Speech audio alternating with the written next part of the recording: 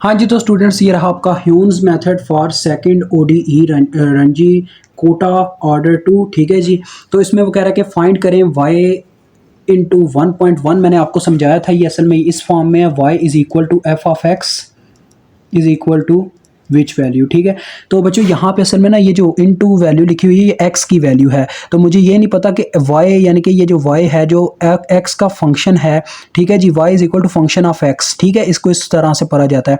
तो ये इस यानी कि x की इस वैल्यू पे क्या अपनी वैल्यू रखता है, मुझे इस फंक्शन की x की इस वैल्यू पे जो वैल्यू है उसका नहीं पता। ठीक है, आप कंफ्यूज हो गए होगे। यानी कि मैं जब y की इक्वेशन में 1.1 पुट करता हूँ x की जगह तो मुझे क्या वैल्यू मिलती है, मुझे इस चीज़ का नहीं पता। ठीक है, वो ये कहना चाह रहा है फाइंड करें इस चीज़ को यूजिंग ह्यून्स मेथड। ठीक है, ह्यून्स मेथड ही बच्चों Runge Kutta order two method है। ठीक है जी। तो आगे देखें वो डाटा देता है from D Y over D X, यानी कि ये आपको मैंने बताया था ये जो डेरिवेटिव की इक्वेशन दी गई होती है ये असल में एफ ऑफ एक्स वाई होता है। यानी कि एफ ऑफ एक्स वाई जो हमें दिया गया है वो क्या है जी, 3x प्लस वाई स्केयर। ठीक हो गया। आगे वो कहता है विद, यानी कि ये हमें इंफॉर्मेशन प्रोवाइड की गई है बच्चों, कोई भी हमें वैल्यू जो गिवन होती है ना वो आपने ना हमेशा वाई नाट और एक्स नाट लेनी है, यानी कि शुरू यानी कि इनिशियल पॉइंट्स।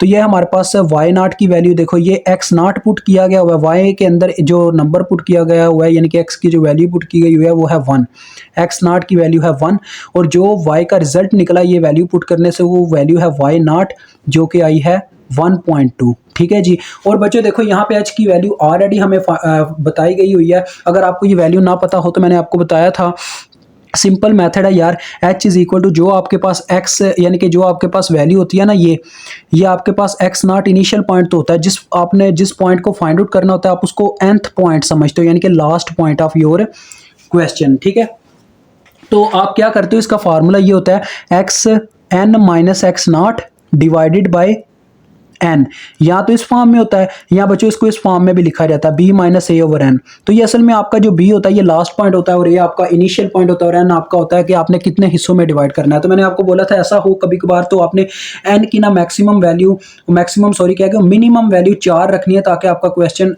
का जो आंसर है एक्यूरेट से एक्यूरेट आए। ठीक है, तो एन की वैल्यू 4 या 4 से ज़्यादा रखनी है। ठीक है, इससे क्या लेस नहीं करनी। अब हमको यहाँ पे h की ऑलरेडी वैल्यू पता है तो लिहाजा हम नेक्स्ट इसके फार्मूलाज पे मूव करते हैं। फार्मूलाज में आपको पहले याद दिलाता चलूँ, काफ़ी सिंपल थे इसके।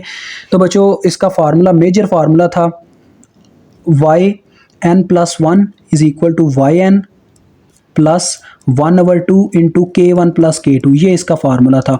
और इसमें k1 और k2 के भी आगे फार्मूलाज थे, वो भी मैं आपको याद दिला देता हूँ, मसला नहीं है।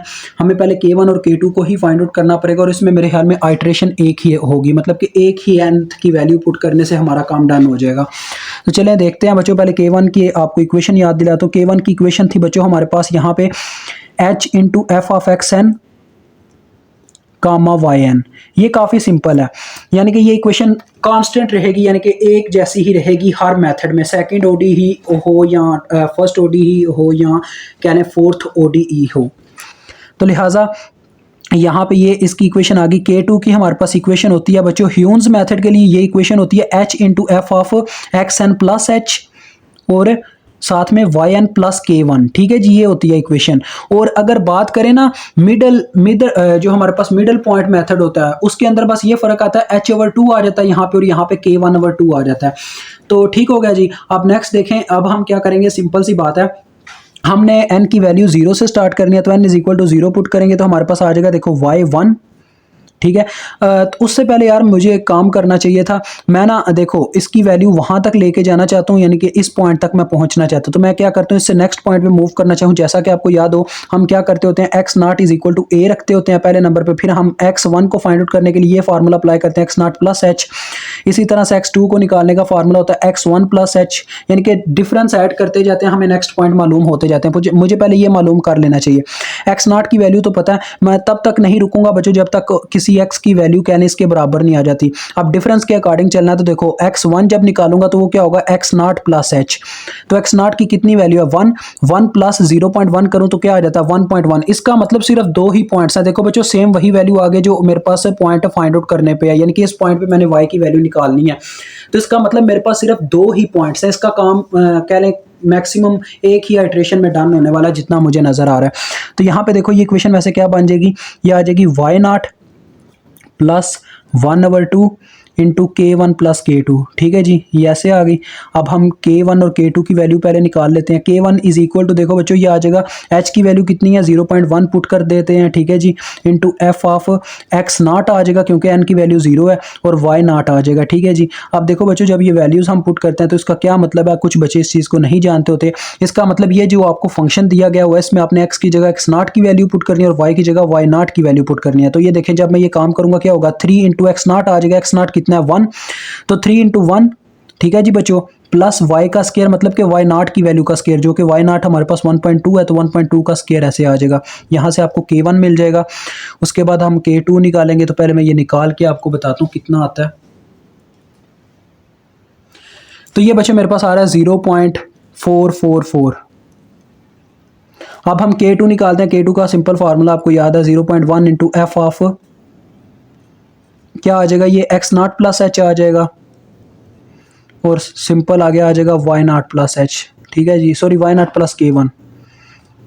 ओके, तो देखो अब जब हम इसको फार्मूलेट करते हैं तो ये आ जाएगा 0.1 इंटू, अब हमने यहाँ पे जो x है ना बच्चों, x इस इक्वेशन में x की जगह हमने एक्स नाट प्लस एच पुट करना है। एक्स नाट की कितनी वैल्यू है 1, और 1 में जब h की वैल्यू पुट करते हैं, ये हमने ऑलरेडी करके देखा है h की वैल्यू, वैसे हम फिर से कर लेते हैं। देखें एक्स नाट की वैल्यू 1 है, 1 में जब 0.1 पुट करेंगे तो 1.1, यानी कि मुझे अब इस फार्मूले में x की जगह पुट करना होगा 1.1।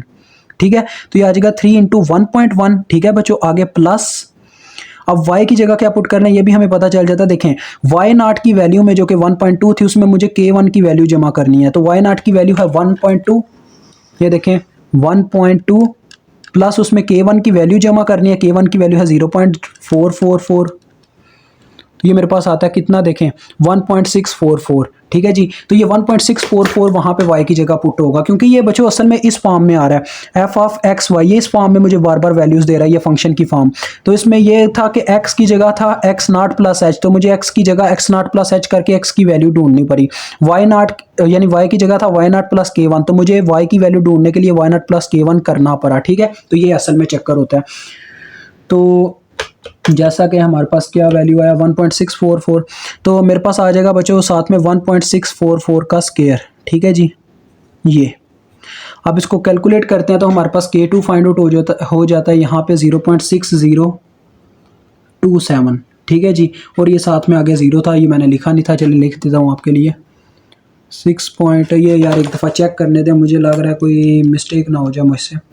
तो 3 इंटू 1.1 प्लस 1.644 का स्केयर, फिर ब्रैकेट ऑफ, हाँ जी यहाँ पे एक बच्चों मिस्टेक होने वाली थी, 0 एक और आता है। ठीक है जी, ये आ गया।